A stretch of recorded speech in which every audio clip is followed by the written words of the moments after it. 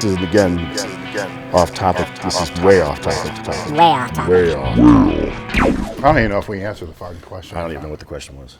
All right, the question is regards to the box squat, if there's any difference between raw lifters and gear lifters. The first angle I want to hit on here is the box squat, because it's getting a bad rap.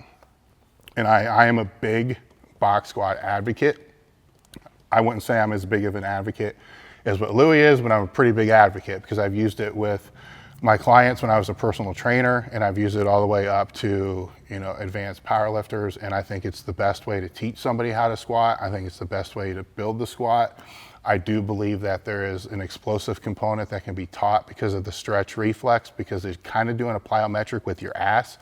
I also think it's how you do it makes a big difference. A lot of people, you got to sit, stay tight, relax, and flex. You can't touch and go off of the box. Otherwise, just get fucking rid of the box, because you're going to do yourself more damage than having it there. It's not only going to put your spine under greater damage, it's going to fuck your technique up. Because think of having technique and somebody just bumps you a little bit. Yeah. I can't say the word, and I always want to get trajectory is as close as I'm going to get to it.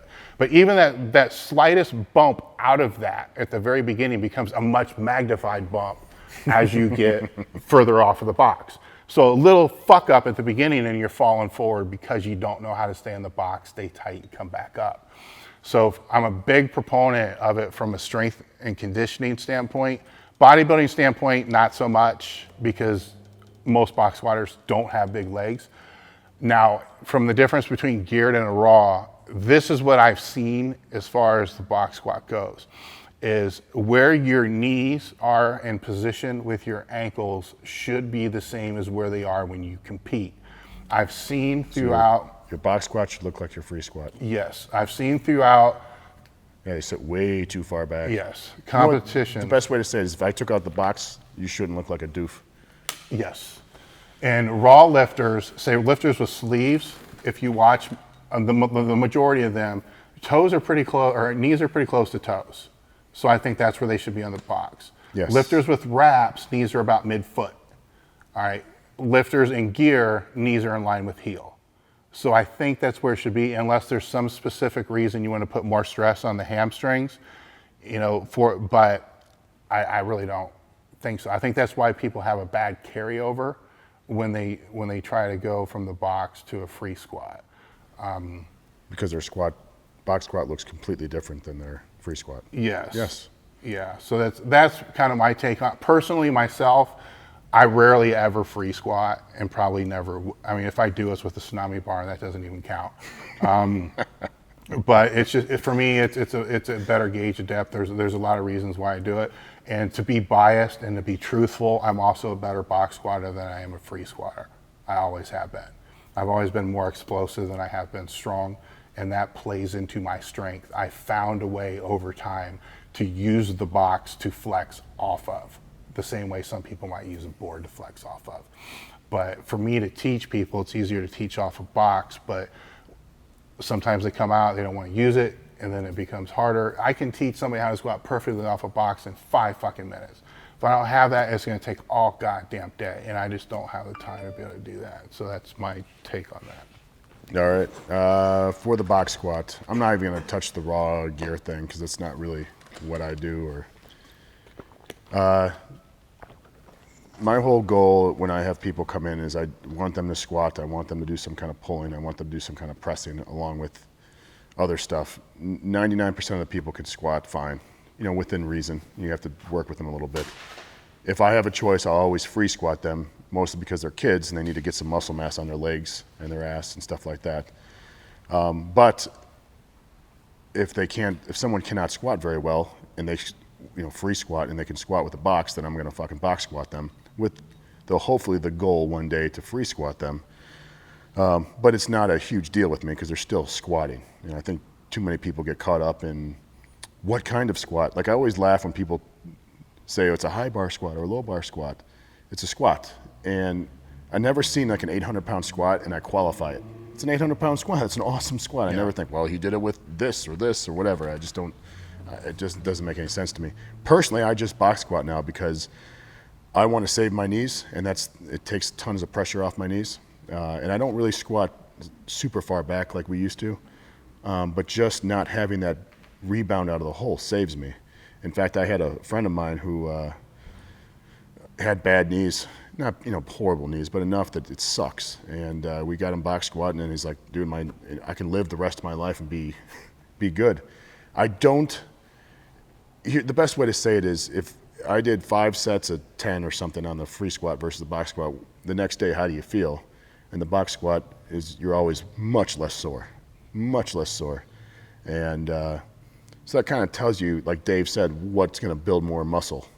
For example, he used the bodybuilder thing. So that's one, especially with young kids, man, they need to get some size on their lower bodies. That's where you're going to put on the most size in the quickest amount of time. But it's funny because this was like an issue for so long and thinking this, and now I've gotten to the point where I just don't care. You just find a way to squat. Let's get this done. And it's what Dave said about the form being the same. When we were at Westside, we'd have guys that were awesome box squatters, awesome.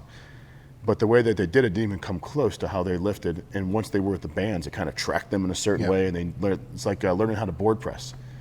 Like my 3-board press was 725.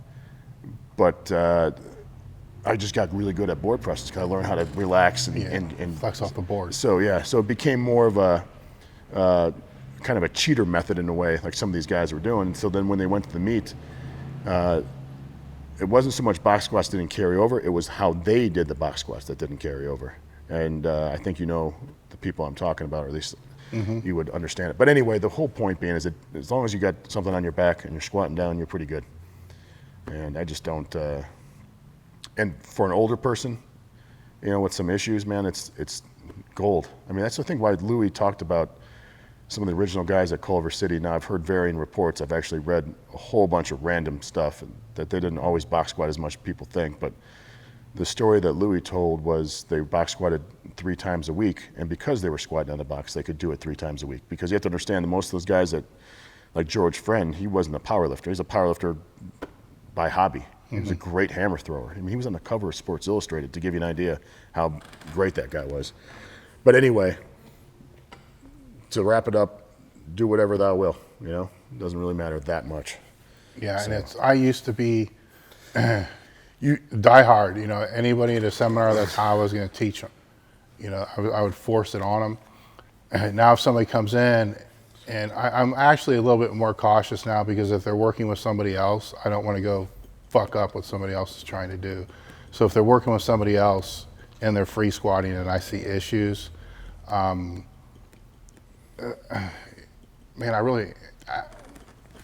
I guess if I'm going to be absolutely truthful, if they're working with somebody else and it's an online person and they're coming out and they're training, I'm probably not going to say a fucking thing to them about their form. Because I don't want to get in the middle of it. Because I can change it, and then I'm going to be dealing with so-and-so said this and so-and-so said this, because these online trainers sometimes get their panties in a bunch, and it's. But if they're working with somebody that who I know, and they're going to come out and I know they're free squatting, I'm going to keep them free squatting. I'm not going to put them on a box just to try to fix something. Just to prove a point. Yeah, I don't have a point to prove anymore. Years ago, I think maybe I was, trying to do that. Old age. Yeah. I pick my battles, and I realize a box squat is not a battle I want to pick. Yeah, it's just not. I mean, you can make it work one way or another, but I personally think it's going to work better, that way. But I'm not willing to sit here and debate. What's funny is we talked about this a long time ago. We actually did this at a Boston seminar. We actually talked to like Mark Bartley and Kroc and all these different people, and they all trained very differently when you kind of looked really minute. But when you took a big step back, they all squatted, they all benched, they all pressed, they all did some assistance work, whatever. And so that's box squat or not box squat. That's like the minutia. Yeah, everybody wants to debate about the insignificant. Yeah. The 10%. If we put 10 people who are in this industry that kind of have not so much of our background, but are well-respected figures and stuff like that, we will agree on 99% of the shit. But everyone wants to point out the 1%. It's like, I just don't fucking care. Actually, you should respect the 1% difference. because that's what's going to make everybody else's program better. Because when you respect that 1% difference, you're going to start questioning some of the things that you're doing. Yeah. And you know, you may not convert to what they're doing, but you may change some things with what you're doing because something else works a little bit better. I think there's too much of that, you know, bickering type of bullshit, you know, that goes on with that.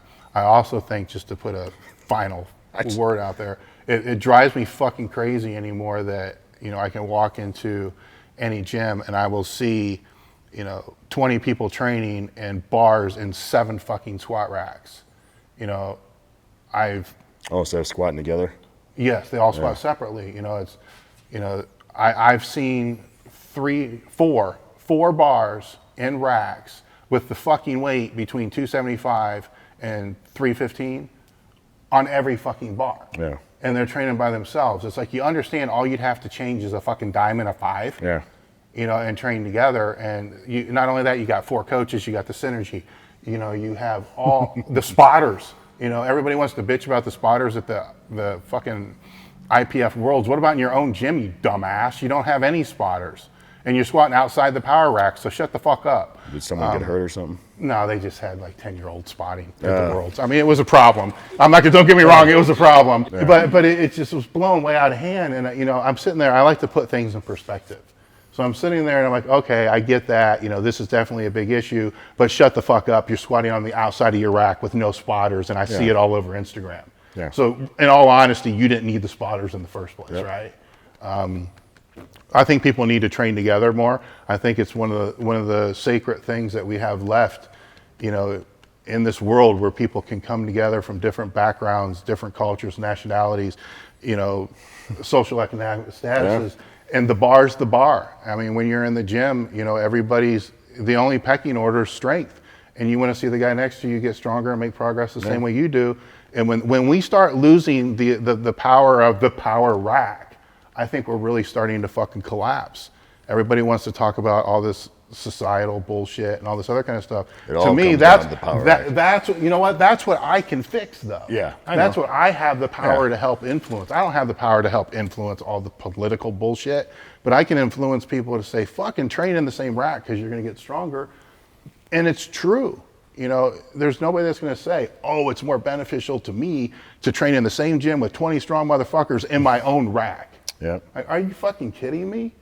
You know, that's my rant. So you wouldn't catch me in a gym with anyone else, though. Yeah. Right now. Well, that's a different thing. I'm talking to other people. I'm done with that shit. Yeah.